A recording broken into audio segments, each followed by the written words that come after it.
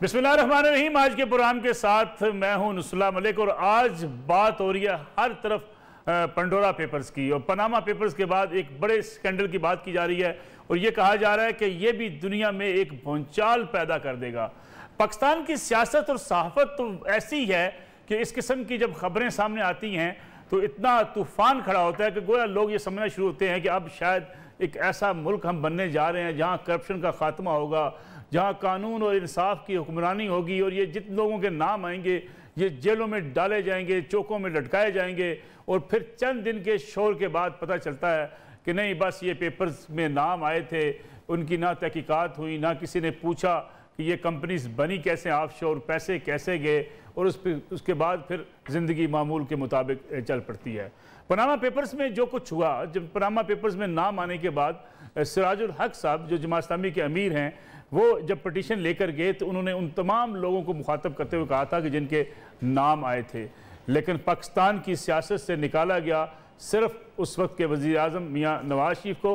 बाकी लोगों के जिनके नाम आए ना किसी ने तहकीकात करना गवारा किया, ना किसी ने पूछना गवारा किया कि ऑफशोर कंपनीज बनी कैसे थी। तो इस बार भी कोई बहुत ज़्यादा मेरे ख्याल में जो है वो खुश होने की या बहुत ज़्यादा बगलें बजाने की ज़रूरत नहीं है। ये चंद दिन के हैं प्रोग्राम्स होंगे, इस पर तज़किये होंगे, तबसरे होंगे, ख़बरें होंगी, उसके बाद मामूल के मुताबिक ज़िंदगी चलती रहेगी। क्योंकि अगर आप तारीख़ उठा के देखें, अयूब खान के एहतसाब के निज़ाम से लेके आज के एहतसाब के निज़ाम तक ये इंतकाम का निज़ाम है और इंतकाम का एहतसाब है जिसका एहतसाब से, हकीकी एहतसाब से कोई ताल्लुक़ नहीं है। हर दौर के अंदर मियाँ नवाज शरीफ इक़्तिदार में थे तो उनकी ख्वाहिश थी कि उनके मुखालफिन के ख़िलाफ़ मुकदमे बन जाएँ। उससे पहले अयूब खान सब समझते थे कि उनके मुखालफिन के ख़िलाफ़ मुकदमे बन जाएँ। पीपल्स पार्टी के दौर में उनकी ख्वाहिश थी कि मियाँ नवाज शरीफ किस तरीके से सियासत ख़त्म कर दें, उस मुल्क से सियासत से निकल जाएँ। मुशर्रफ साहब आए, उनकी ख्वाहिश थी सारी पार्टियाँ ख़त्म हो जाएँ, उनकी किंग्स पार्टी इस मुल्क के अंदर चलती रहे।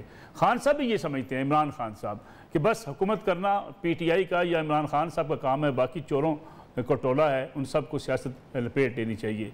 इसलिए जो एहतसाब का इस वक्त निज़ाम है उसके ऊपर किसी का ना एतमाद है ना किसी को उस पर एतबार है। उसकी वजह यही है कि हम पिक एंड चूज़ की पॉलिसी के तहत एहतसाब करते हैं और हमारे यहाँ जो एहतसाब का निज़ाम है वो मुकम्मल तौर पर बायस्ड होता है, क्रॉस द बोर्ड कभी नहीं होता। और ये मकबूल जान साहब मेरे साथ मौजूद हैं। मुल्क की ब्यूरोक्रेसी के अंदर उन्होंने बड़ा काम किया है, तज़कियाकार भी हैं, कॉलम नवीस भी हैं, इन सारी चीज़ों को जानते भी हैं, इक़्तिदार के ईवानों के अंदर भी बैठते रहे हैं और जो इक़्तिदार की ईवानों के अंदर जो कुछ होता है उसको भी देखते रहे। उनके साथ साथ इरफान कादर साहब भी मुल्क के माहिर कानून हैं, साबिक़ अटॉर्नी जनरल हैं, वो भी हमारे साथ मौजूद होंगे। हमारे अब तज़कियाकार जो है वो फवाद अहमद साहब भी हमारे एंकर पर्सन वो मौजूद होंगे, गरीदा फारूकी साहब भी हमें ज्वाइन करेंगे, अवैस तौहीद साहब भी हमारे साथ आज के प्रोग्राम में तशरीफ़ लाएंगे। जर्नलिस्ट के पॉइंट ऑफ व्यू से भी हम देखेंगे कि इस किस्म की जब बनती हैं तहकीकाती रिपोर्टिंग के लिए टीमें पूरी दुनिया से, उसके मकासद क्या होते हैं, उससे फ़ायदा क्या होता है और उसका नतीजा क्या निकलता है। अगर आप बात करें ऑफशोर कंपनी की, ऑफशोर कंपनी बनाई जा सकती है, लेकिन मसला ये है कि उस कंपनी के पैसे कैसे इस्तेमाल किए गए, क्यों इस्तेमाल किए गए, क्या कोई इसके ज़रिए कोई गैर कानूनी काम किया गया या नहीं किया गया, ये बुनियादी वो सवालात हैं। इन पेपर्स की तरफ जाने से पहले मैं और ये साहब से इजाज़त से अगर थोड़ा सा एक रिव्यू आपके सामने रख दूँ, किसी पेपर्स की ज़रूरत है वैसे पाकिस्तान में किसी को, किसी पनामा पेपर्स की, किसी पंडोरा पेपर्स की? आप इस मुल्क के अंदर एक क्लर्क से लेके इक़्तिदार के ईवानों में बैठे हुए हर शख्स के बारे में जानते हैं कि कहीं ना कहीं आपको फ़ाइलों को पैसे पहिए लगा के अपना काम करवाना पड़ता है। बिजनेसमैन से जाके पूछे, वो कहता है 33 महकमों को मैं कमीशन और पैसे देता हूँ।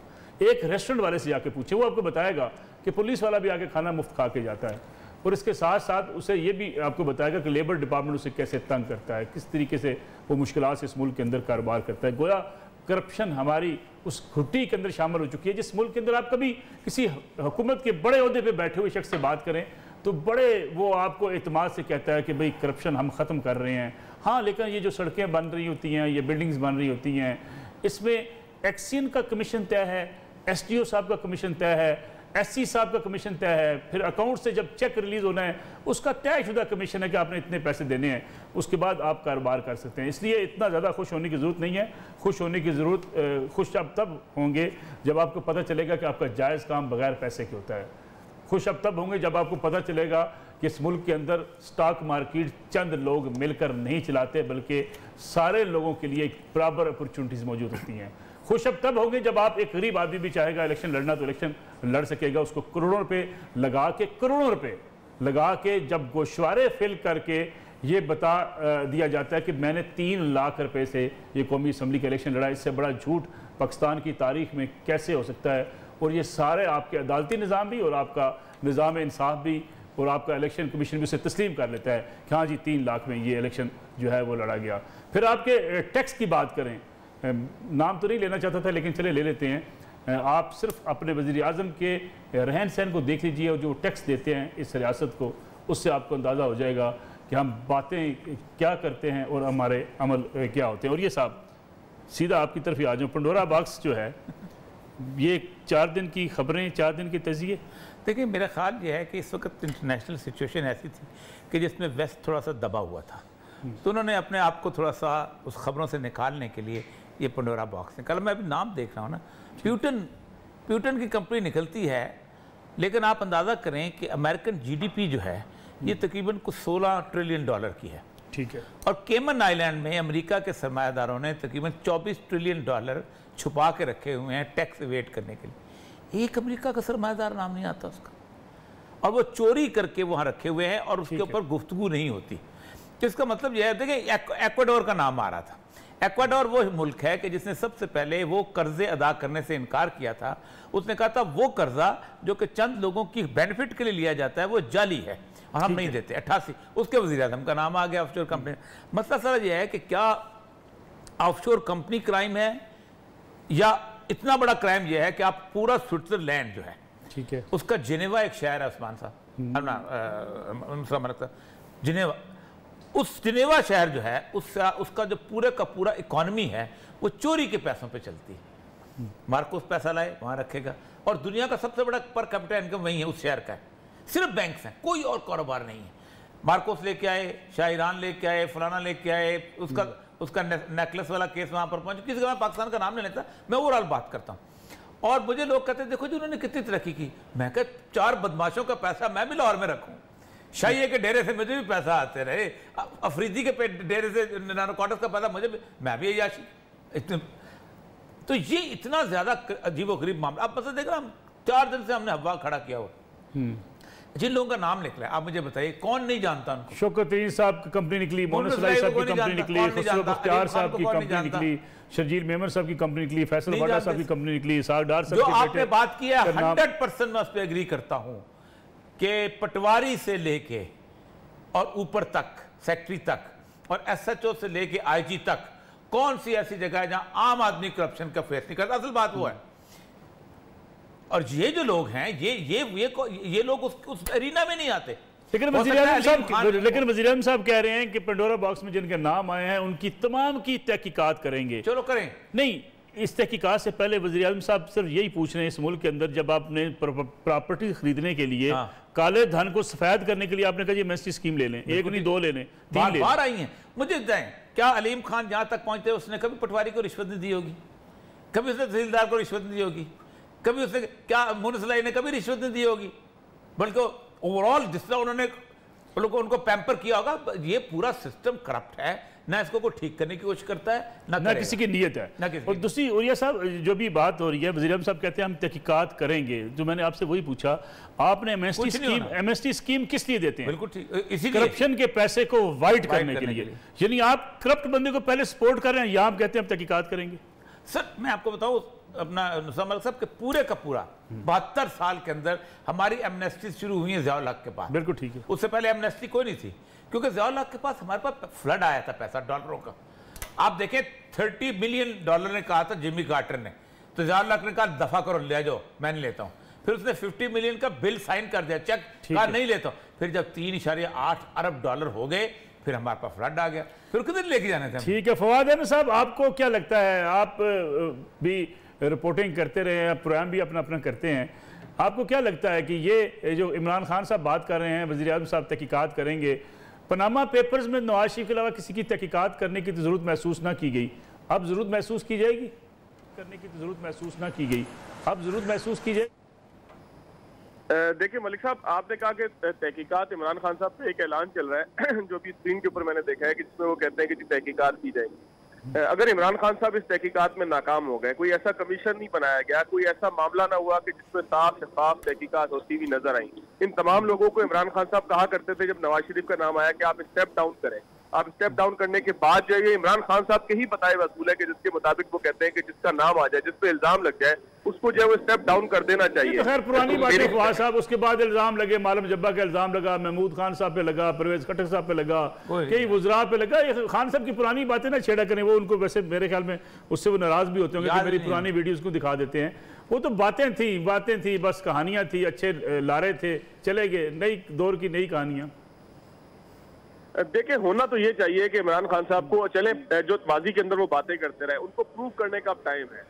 स्टेप डाउन ना करें, चले एक ऐसा तहकीकाती कमीशन बना दे कि जो तमाम लोगों का जायजा ले, अपने प्यारे का जायजा ले, अपने प्यारे दोस्त फैसल वाडा का वो जायजा ले, अपने मोहब्बत करने वाले जनूबी पंजाब के वजीर, जो खूबसूरत वजीर हैं खुसरू बख्तियार, उनका जायजा ले, अब्दुल अलीम खान जो उनकी ATM कहलाते हैं, कि जब एक TV चैनल के भी मालिक हैं। अच्छा, कैसी मुनाफिकाना चीज़ है नसरुल्लाह मलिक साहब के 2 TV चैनल के मालिकान के इसके अंदर नाम आए, लेकिन मजाल है कि उनके TV चैनल के ऊपर उस नाम को या उस तस्वीर को बार बार दिखाया जाए। दूसरे लोगों की आप पगड़ियां उछालते हैं और अपने जो है वो हम सारे साफी करते हैं, सिर्फ अलीम खान साहब का मसला नहीं है, हम तो सारे ही साफी ये करते हैं ना, नाल दे भरा दी खबर छुपाने से। के अलावा बाकी हर किसी की तस्वीर चल रही है, बाकी हर किसी की तस्वीर न सिर्फ चल रही है बल्कि उसके ऊपर एक सवालिया निशान भी है। उसको करप्ट करार दिया जा रहा है, उसको 2 नंबर बेईमान काला धन वाला करार दिया जा रहा है। देखिए, मैं तो नहीं कह रहा ये जिनके नाम आए हैं ये सबको आप करप्ट कह सकते हैं, जब तक कि आप ये प्रूव नहीं करते कि जो पैसा इन ऑफशोर कंपनीज में लेके गए वो इलीगल तरीके से गया, वहां इलीगल तरीके से इस्तेमाल हुआ, फिर तो आप कह सकते हैं करप्शन का पैसा है। लेकिन एक बंदा अगर पाकिस्तान में टैक्स देने के बाद अपने पैसा बाहर लेके गया, उसने ऑफशोर कंपनी बनाई, उसने बिजनेस किया, उस पर आप एतराज कैसे कह सकते हैं? नसरुल्लाह मलिक साहब, एतराज तो हम कर ही नहीं सकते। मैं तो किसी चीज़ के ऊपर एतराज नहीं कर रहा। मैं तो ये भी समझता हूँ कि ऑफशोर कारोबार बिल्कुल जायज़ है। अगर आप समंदर पार कोई कंपनी खोलना चाहते हैं, कोई कारोबार करना चाहते हैं, कारोबार को तौसीह देना चाहते हैं, नए मौके ढूंढना चाहते हैं, तो आप ज़रूर कारोबार करें, ज़रूर बाहर जाएं। लेकिन 1 करोड़ पेपर्स की दस्तावेज है, 2-3 TB का ये डाटा है। इस डाटा के अंदर आप क्या समझते हैं? आप खुद जर्नलिस्ट नसरुल्लाह मलिक साहब, जरा फवाद साहब अगर मैं आपसे इजाज़त दे के, एक गरीदा फरूकी साहब हमारे साथ मौजूद हैं, सीनियर साफ़ी एंकर पर्सन भी हैं, उनको भी प्रोग्राम में शामिल करने। गरीदा साहब बहुत शुक्रिया प्रोग्राम में वक्त देने का। पंडोरा बॉक्स सिर्फ खबरें होंगी, तज्जिए होंगे, तबसरे होंगे, प्रोग्राम्स होंगे, या वज़ीर आज़म साहब जो कह रहे हैं हम तहकीकात करेंगे? पनामा में तो तहकीकात कोई ना हुई किसी की, अब तहकीकात होने का इम्कान आपको नज़र आता है? और फिर ये जो जर्नलिस्ट का एक पूरा कंसोर्शियम बनता है पूरी दुनिया से, उसकी तहकीकात होती हैं, फिर कुछ लोगों के नाम आते हैं, ये करप्शन ख़त्म करने की एक कोशिश होती है या लोगों को महज बदनाम करने की कोशिश? नहीं, देखें जी, एक तो बहुत बहुत शुक्रिया नसरुल्लाह मलिक साहब कि आपने अपने प्रोग्राम में जो है वो दावत दी है। Always a pleasure, always an honour. लेकिन देखें, ये ICIJ एक बड़ा मोतबर तहकीकाती इदारा है, बड़ी मोतबर तहकीकाती प्लेटफॉर्म है जिसपे दुनिया भर से जो है बेहतरीन इन्वेस्टिगेटिव रिपोर्टर्स जो हैं वो कंट्रीब्यूट करते हैं, और कई महीनों, कई सालों की जो है अर्क रेजी और मेहनत के बाद वो ऐसे ही हवा में उठ के किसी पे इल्ज़ाम नहीं लगा देते, प्रॉपर इन्वेस्टिगेट करते हैं। तो मेरा नहीं ख्याल, मैं नहीं समझती कि ICIJ का फोरम या जितनी भी लीक्स या जितने भी पेपर्स आए हैं वो महज बदनामी के लिए या इल्ज़ाम बराए इल्ज़ाम के लिए हैं। उनके साथ ठोस सबूत सामने आते हैं। ये बात आपने बिल्कुल दुरुस्त कही है कि पानामा पेपर्स में सिवाय नवाज शरीफ के और किसी का एहतसाब नहीं हुआ, और उस वक्त यही कहा गया था कि जी आगाज नवाज शरीफ से किया जाएगा क्योंकि वो वज़ीर आज़म हैं, क्योंकि वो एक मुल्क के चीफ एग्जीक्यूटिव हैं, और उसके बाद वो मिसाल बनेंगे, और फिर दीगर जितने भी 399 नाम थे उनका भी किया जाएगा। और नवाज शरीफ साहब ने खुद भी अपने आप को पेश किया था कि ठीक है जी, आप मुझसे जो है वो आगाज कर रहे हैं इन्वेस्टिगेशन का। इसलिए पानामा पेपर्स में नवाज शरीफ का हुआ था, लेकिन वो बाकी 399 का भी होना चाहिए था। अब यहाँ पे 700 नाम सामने आए हैं, और ये बड़ी खुश आइन बात है, मैं इसको वेलकम करती हूँ। बहुत पॉजिटिव है कि वज़ीर आज़म इमरान खान ने फौरन इस पर जो है वो तहकीकात का और तफ्तीश का जो है ऐलान कर दिया है। उन्होंने कहा है कि तमाम पाकिस्तानी, यानी कि इसमें जितने उनकी पार्टी के नाम सामने आए हैं, जितने उनकी काबीना के नाम सामने आए हैं, खासतौर पर सबसे बड़ा नाम शौकत तरीन का, फैसल वाडा का उनकी पार्टी में से, खुसरू बख्तियार साहब का जो कि डायरेक्टली उनका नाम तो नहीं है लेकिन उनके अहले खाना के नाम पर तो इसी तरह से नवाज शरीफ का भी नाम नहीं था, उनके अहले खाना के नाम पे ऑफशोर कंपनीज आई थी, बट इन्वेस्टिगेशन हुई थी और वज़ीर आज़म इमरान खान उस वक्त मुतालबा करते थे कि जो नवाज शरीफ स्टेप डाउन कर जाएं ताकि इन्वेस्टिगेशन जो हैं वो उन पे असरअंदाज ना हो सके। तो अब जबकि वज़ीर आज़म इमरान खान ने ऐलान कर दिया है कि उनकी काबीना के और उनकी पार्टी के सब लोगों के खिलाफ तहकीकात होंगी, तो फिर उनका अपना ही जो अखलाकी और कानूनी उसूल था वो ही लागू होना चाहिए। और मेरा ख्याल है होगा कि उनकी काबीना के सब लोग स्टेप डाउन करें जब तक कि इन्वेस्टिगेशन नहीं होती, बशमूल शौकत तरीन, बशमूल मुनित इलाही साहब, फैसल वोडा, खुसरू बख्तियार साहब, अब्दुल अलीम खान साहब जो कि इस वक्त वजीर तो नहीं है लेकिन वो पार्टी में तो मौजूद हैं, MPA तो वो हैं इस वक्त। लेकिन गुरुदा फारूकी साहबा थोड़ा सा ये बात ना मेरे लिए हजम करना पता नहीं क्यों मुश्किल होती है जब भी कोई इस किस्म की लीक्स आती हैं। मेरा सवाल ये है कि जब इस मुल्क के अंदर आप एमनेस्टी स्कीम के ज़रिए काले धन को सफ़ेद करने के लिए प्रॉपर्टीज़ के बिजनेस में आप पैसा लगाने की इजाज़त देते हैं और लोग अरबों रुपए के पैसे को वाइट कर लेते हैं, तो आप करप्शन रोकना आपका काम मकसद है या सिर्फ आपका महज एक सियासत करना मकसद है? करप्शन रोकने के लिए तो आपके पास बड़े ज़राए मौजूद हैं, पहले भी आपको पता है किसके ऊपर क्या इल्ज़ाम लगता है। ये बात आपकी बिल्कुल दुरुस्त है नसरुल्लाह मलिक साहब, मैं इस बात से एग्री करती हूँ, बट द पॉइंट इज कि पाकिस्तान के अंदर जो एमनेस्टी स्कीम दी जाती है, अब देखिए हमारे जैसे जो थर्ड वर्ल्ड कंट्रीज होती है ना, जो गुर्बत ज़दा मुल्क होते हैं, जो डेवलपिंग कंट्रीज होते हैं, हमारे बड़े मसाइल होते हैं। हमारी मईशत इतनी सख्त शिकंजे में जकड़ी होती है करप्शन के, छोटे से छोटे लेवल से लेके बड़े से बड़े ताजिर तक, छोटे से छोटे दुकानदार से लेके बड़े से बड़े कारोबारी शख्सियत तक, इतना हमारे मुआशरे का जो मैं कहती हूँ कि लथपथ है करप्शन के अंदर, कि इस करप्शन को तस्लीम किए बगैर इनिशियली आप आगे नहीं बढ़ सकते।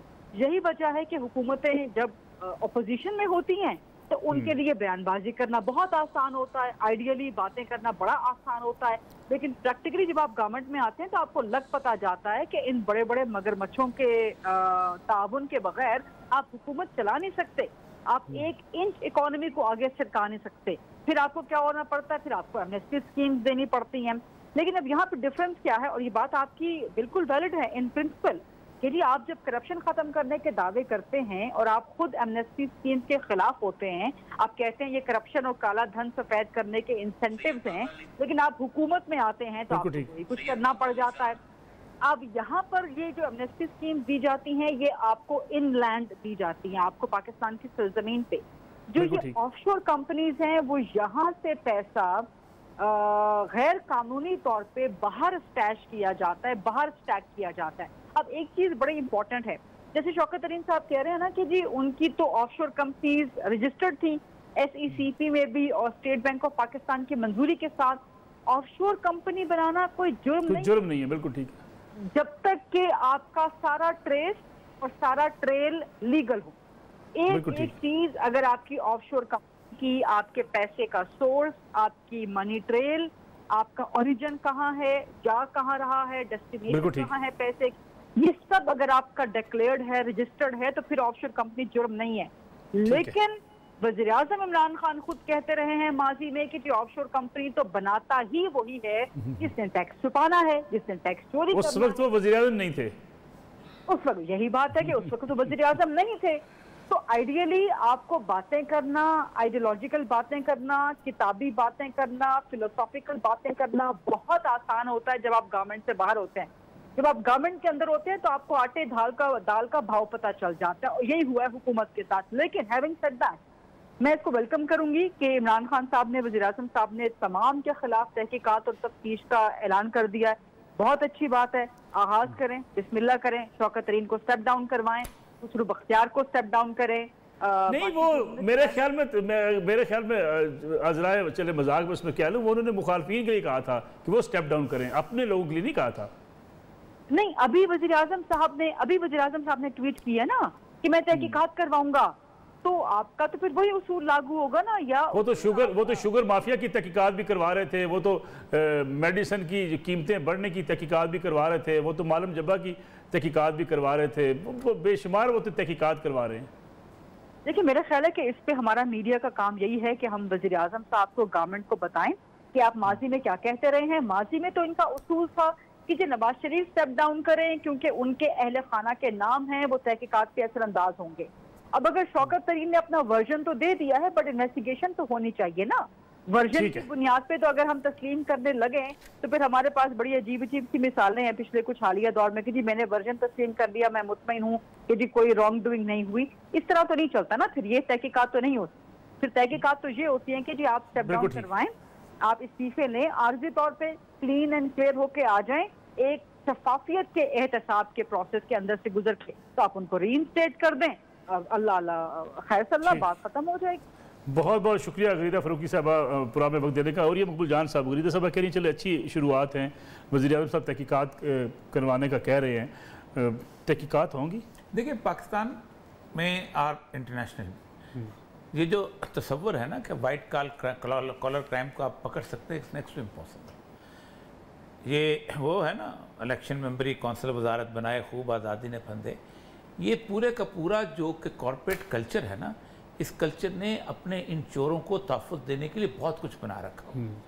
और अगर आप पाकिस्तान के अंदर आप मुझे बताएं, आप हर बंदे को पता है कि करप्शन हो रही है, आप मुझे 4 केस साबित करके दिखाएं किसी जगह पाकिस्तान के अंदर। साबित भी तो कुछ नहीं होता। अच्छा साबित हो पता है कैसे साबित होता है?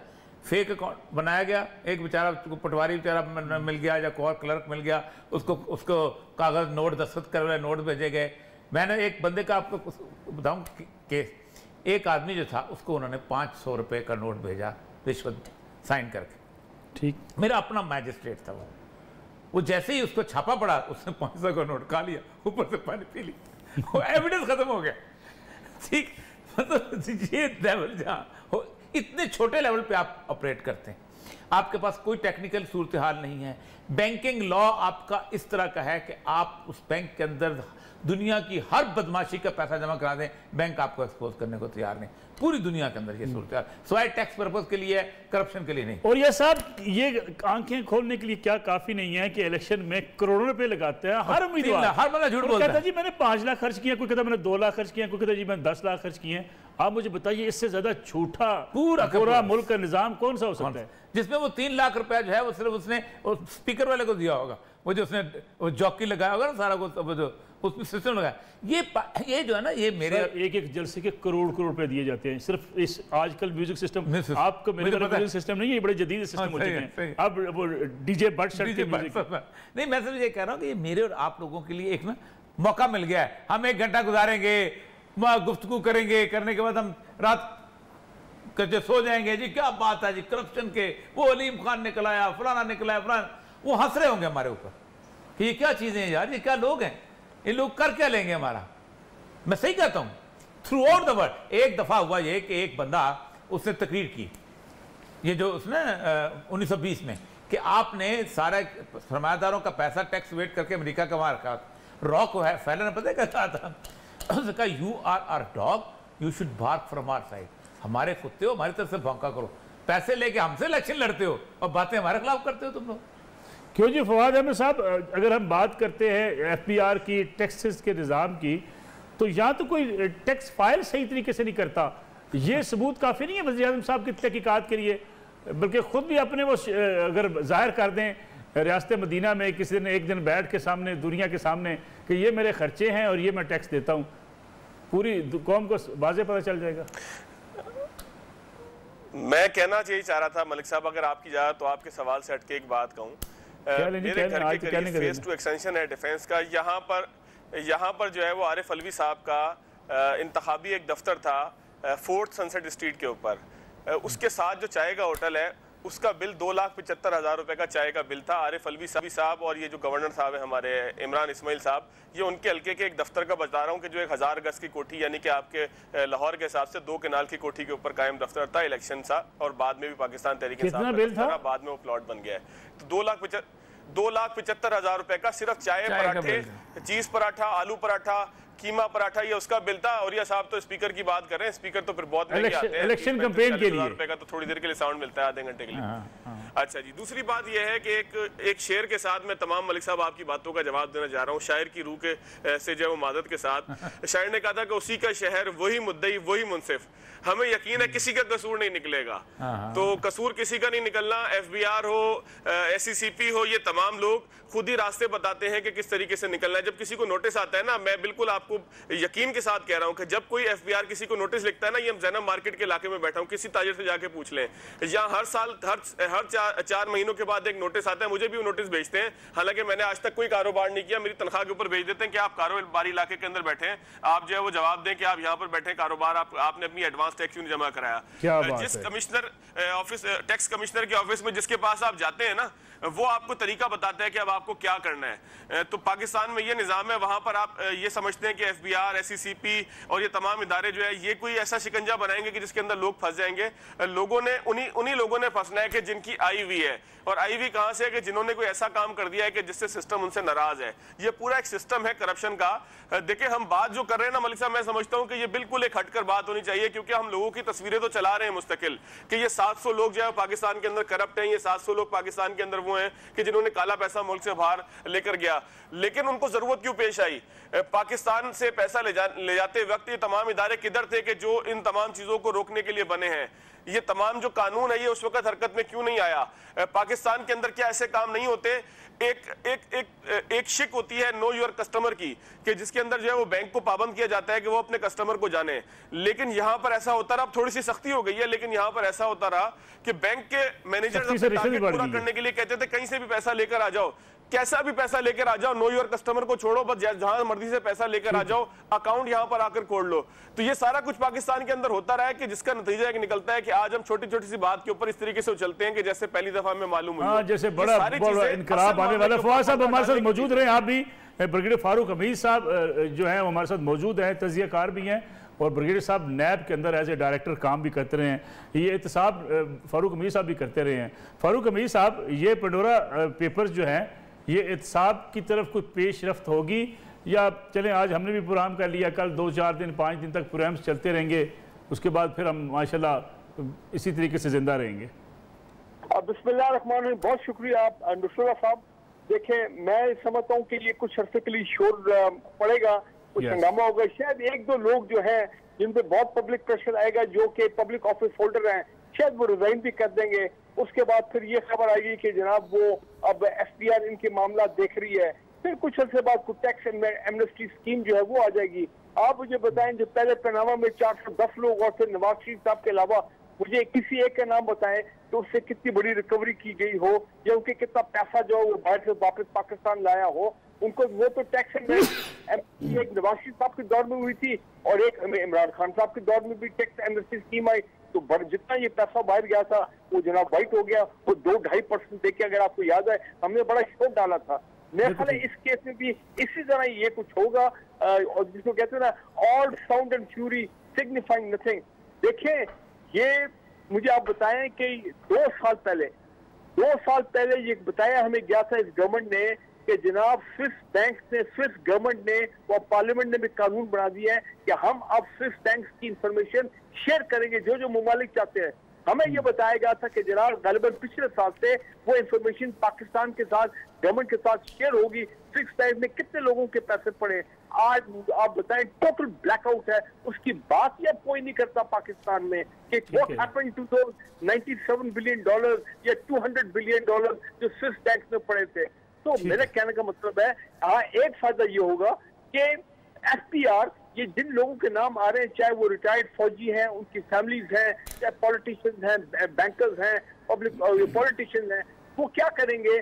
उनकी रेडार में अब ये लोग और जिन लोगों के फैमिली के नाम पे ये ऑफशोर कंपनीज बनी और प्रॉपर्टीज बाहर है, अब ये कि FBR इनको कम से कम जिसको कहते हैं इनके पीछे पड़ जाएगी, इनसे पैसे रिकवर करने की कोशिश करेगी, ये प्रोसेस चलेगा। हाँ, ये सेनेटर वाडा, ये अलीम खान और उसके बाद मुनिसल आई, ये जो तीनों नाम आ रहे हैं जो इस वक्त पावर में हैं, ये सेनेटर जो भी है, इनको तो स्टेप डाउन करना चाहिए जब तक ये अपना नाम जो है क्लियर नहीं करवा लेते। लेकिन ब्रिगेडियर साहब आप खुद फरमा रहे हैं पनामा में स्वाय नवाज शरीफ के किसी के खिलाफ कोई कार्रवाई नहीं हुई, तो अब क्यों स्टेप डाउन कोई होगा? इसमें से भी जिसको निकालना होगा बस उसको सामने रख लेंगे, बाकी सारे माशाल्लाह साफ शफाफ चली, तहरीक इंसाफ चली। हाँ, आपकी बात सही है कि यहाँ पे भी मैनिपुलेशन होगी, तरीके निकाले जाएंगे कैसे लोगों को बचाया जाए। कुछ अर्से बाद एक और बड़ा सब्जेक्ट आ जाएगा जिसे 2 दिन पहले टीटीपी वाला आया था, हम सब उसके पीछे पड़ गए थे। ये जो बातचीत वहाँ चल रही है, इसको भी अटेंशन डाइवर्ट करने के लिए it will die its own death. लेकिन कम से कम एफबीआर जो है उनको चाहिए कि वो कम से कम लोगों को ट्रैक करें। चले इस बहाने ये लोग उनकी अगर आपको स्क्रीन पे आ गए हैं तो उसे पैसे रिकवर किया जाए। लेकिन मैं आपको ये बताऊं कि मुझे कुछ ज्यादा होते नजर नहीं आ रहा। ठीक है, तो फारूक अहमद साहब एक छोटी सी कमर्शियल ब्रेक प्रोग्राम में शामिल कर रहे हैं, वापस आएंगे, बात करेंगे पेंडोरा पेपर्स क्या तूफान खड़ा करेगा, क्या भूचाल लाएगा, पाकिस्तान की सियासत के अंदर कुछ होगा या नहीं होगा। इम्कान तो ये है कि कुछ नहीं होना। चलें हम प्रोग्राम तो करेंगे, एक ब्रेक लेते हैं, ब्रेक से वापस आएंगे।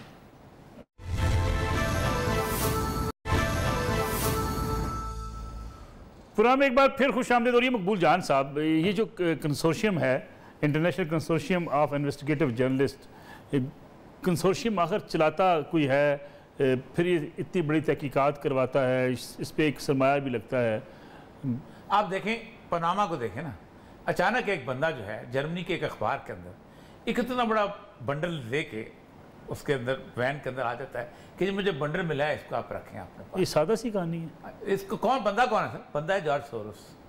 ये वो शख्स है कि जिसने बैंक ऑफ इंग्लैंड डुबोया था, ये 3 नंबर का सरमायादार आदमी है। ठीक है, वो कहता है इसकी तहकीकात करो, पैसे मैं देता हूँ सारे। ठीक है, उसकी पेमेंट। अब ये सारे आप क्या समझते हैं? पाकिस्तान के जो लोग हैं, जो उमर चीमा साहब हैं, दूसरे तीसरे, ये कोई अल्लाह वास्ते का काम कर रहे हैं, मुफ्त काम कर रहे हैं? नहीं, दे आर पेड पीपल। ये international consortium of investigative journalist who page ये। अच्छा, मुझे ये समझ नहीं आती कि यूरोप के अंदर जहां सारे चोर इकट्ठे हुए हैं, जहां सारे चोरों का पैसा इकट्ठा हुआ है, वहां से कोई बंदा ऑफशोर कंपनी नहीं निकलती। इंग्लैंड से कोई नहीं निकलती, जर्मनी से कोई नहीं निकलती, फ्रांस से कोई नहीं निकलती। ये सारे ईमानदार हैं, दूध के धुले हुए हैं। मैं आज आपको बताता हूं, मैं एमडी वासा था, एक कंपनी है फ्रांस के अंदर, उसने कहा कि आप फला काम करना चाहते हैं, आप मैं कुछ देना चाह रहा था अपना डक्टाइल का पर, आप मुझे बताया आप किकबैक कहाँ लेंगे? स्विट्जरलैंड में लेंगे, फ्रांस में? मैंने कहा मसला क्या है, तुम ये अकाउंट फॉर कैसे कहोगे? उसने कहा मैं जो पाकिस्तान को कमीशन देता हूं मुझे टैक्स हॉलीडे मिलती है कानून के तहत। यानी चोरों के चोर। चले, उन्होंने अपना सिस्टम तो ठीक कर लिया ना। अगर बरतानिया की बात करें, यूरोप की बात करें, उनके यहाँ ये लूट मार तो नहीं है ना, और ये सब ये लूट मार तो नहीं है ना कि जैसे हमारा आम आदमी पाकिस्तान में तो आम आदमी का भी रगड़ा। उस मलिक साहब, अगर आप आम आदमी को रगड़ा नहीं लगाएंगे तो इतने पैसे इकट्ठे करके बाहर कैसे लेके जाएंगे? ठीक, अवैस तो ये सब हमारे साथ मौजूद है, सीनियर साफ़ी हैं, इन्वेस्टिगेटिव जर्नलिस्ट भी हैं। अवैस साहब तजियाकार हैं, बड़े सीनियर हमारे दोस्त हैं। अवैस साहब बहुत शुक्रिया प्रोग्राम में वक्त देने का। अवैस तो ये सब ये फरमाइएगा कि मेरा तो सवाल एक बड़ा बुनियादी सा है कि इस किस्म के अगर हम पनामा पेपर्स की बात करें, पेंडोरा पेपर्स की बात करें, नाम आ जाते हैं, तहकीकात कोई नहीं होती।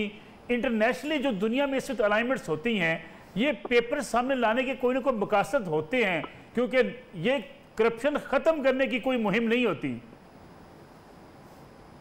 जी नसरुल्लाह साहब, शुक्रिया। बिल्कुल जाहिर बात है कि उसके पीछे जो पूरा एक नॉर्थ और साउथ का एक पूरा एक सियासत है वो भी हाइल है। डेवलप्ड कंट्रीज और थर्ड वर्ल्ड कंट्रीज, उनकी एक सियासत शामिल है, एक तबकाती खरीद है, उसकी एक सियासत शामिल है। लेकिन देखिए नसरुल्लाह साहब, अगर हम अपने मुल्क की बात करें तो जब पनामा पेपर्स आए तो सिटिंग प्राइम मिनिस्टर को इन्होंने हटा दिया, एक पूरा प्रोपेगेंडा हुआ, सारा कुछ हुआ। सही या गलत ये तो एक अलग बहस है, लेकिन अब हम ये देखते हैं कि इस वक्त जो वज़ीर आज़म इमरान खान साहब हैं तो एक इखलाकी एक एहतसाब के नारे पर और एक पेडिस्टल पर हाई मॉरल ग्राउंड पे बैठे हुए हैं। वो उन मुजरा और उन मुशीरान का के खिलाफ क्या कार्रवाई करते हैं ये छोड़िए, ये हमें भी पता है कि ऑफशोर कंपनी बनाना जुर्म नहीं है, लेकिन ऐसे पीछे दुनिया के मुल्क, ऐसे हमारे जैसे गरीब मुल्क के अंदर ये जो उमरा हैं, ये जो रूलिंग एलीट है, चाहे वो मीडिया की बड़ी पर्सनालिटीज हो, चाहे वो जर्नल्स हो, चाहे वो पॉलिटिशियंस हो, चाहे शौकत तरीन साहब हो, सफाइयाँ तो बहुत हम सुनेंगे, चाहे खुसरो बख्तियार के भाई हो, चाहे वो जनरल शफात साहब हो, चाहे जनरल नुसरत साहब हो, ये इनको ऑफशोर कंपनी बाहर बनाने की जरूरत क्यों महसूस होती है? आपसे और मुझसे यहाँ से टैक्स मांगते हैं, टैक्स का नेटवर्क बढ़ाना है, एक गरीब मुल्क के तौर पर ये IMF की के सामने झोली फैलाते हैं, अपनी इज्जत को दांव पे लगाते हैं, अपनी सॉवरेनिटी को कंप्रोमाइज करते हैं। तो ऐसे में परसेप्शन प्लेज रोल ना। तो अगर इमरान खान साहब की तहरीक इंसाफ ने इतनी बड़ी परसेप्शन पूरी एक बनाई थी और उसकी बुनियाद पे वोट दिए थे कि एहतसाब का नारा, इंसाफ, तो वो हम देखते हैं। लेकिन अवैध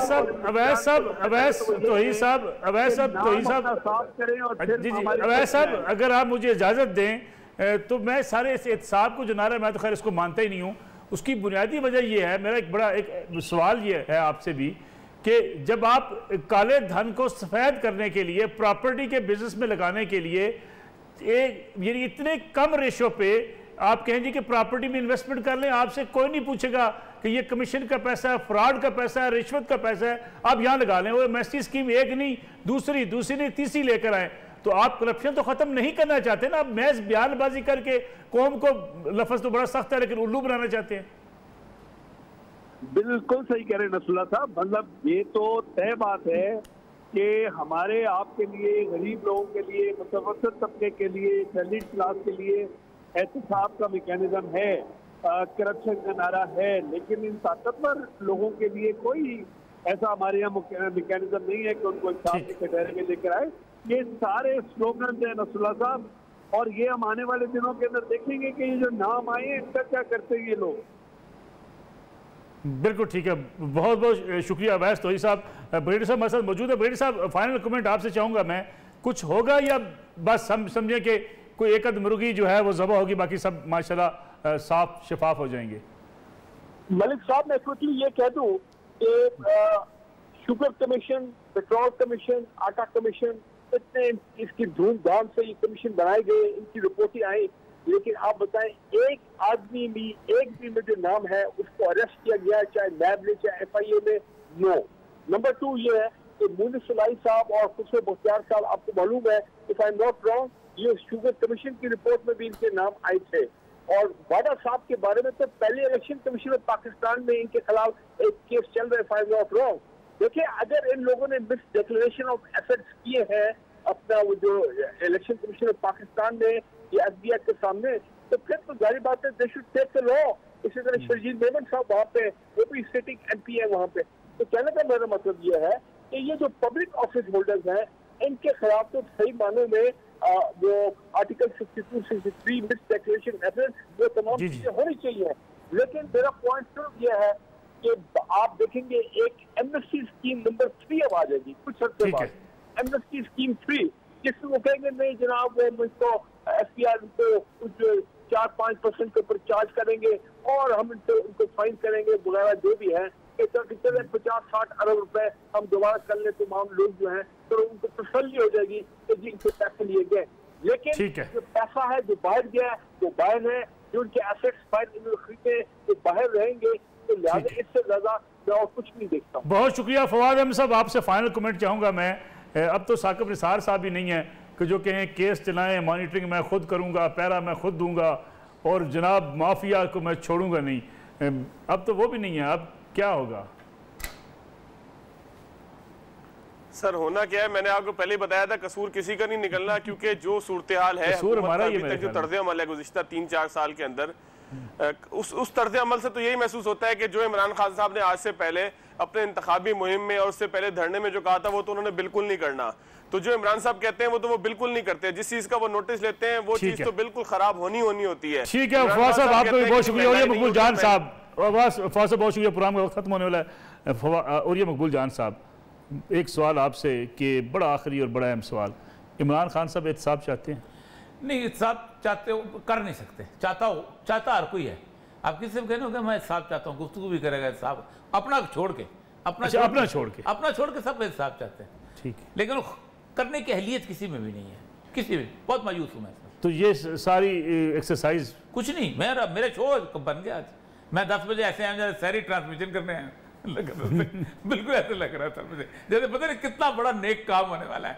हो रात के वक्त दुनिया सन्नाटा है, हम यहाँ करप्शन की गुफ्तगू कर रहे हैं, कल सुबह पुलाव खाएंगे, आबाब फातिहा होगी। बहुत बहुत शुक्रिया। और ये मकबूल जान साहब, चलते चलते नाज़रीन आपसे भी कहता जाऊँ और हुकूमत वक्त से भी कहता जाऊँ, किसी पनामा पेपर्स की और किसी पंडोरा पेपर्स की आपको ज़रूरत नहीं है। आप चाहते हैं कि करप्ट लोगों को पकड़ना, आइए तशरीफ़ लाइए। अब आपको हर गली मोहल्ले से लेके हर जगह से आपको बता देते हैं कि फ़लाँ शख्स गली मोहल्ले के अंदर बच्चों में जो है वो नशे की अशिया कैसे बेचता है।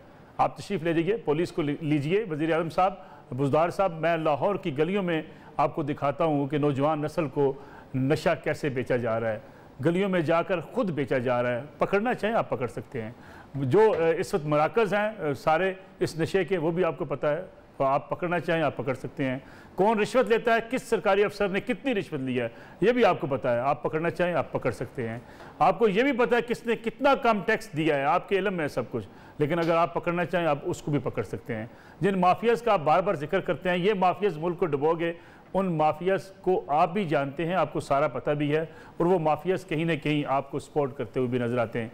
इसलिए पकड़ना मकसद नहीं है, दूसरे पे उंगली पे उठाकर, दूसरे का किरदार उछाल कर और दूसरे को बुरा भला कहकर अपने आप को अच्छा साबित करके हुकूमत में आना हमारी सियासत की एक रवायत है। कब से चलती आ रही है, कब ख़त्म होगी, खुदा बेहतर जानता है। इजाज़त दीजिए, अल्लाह हाफ़िज़।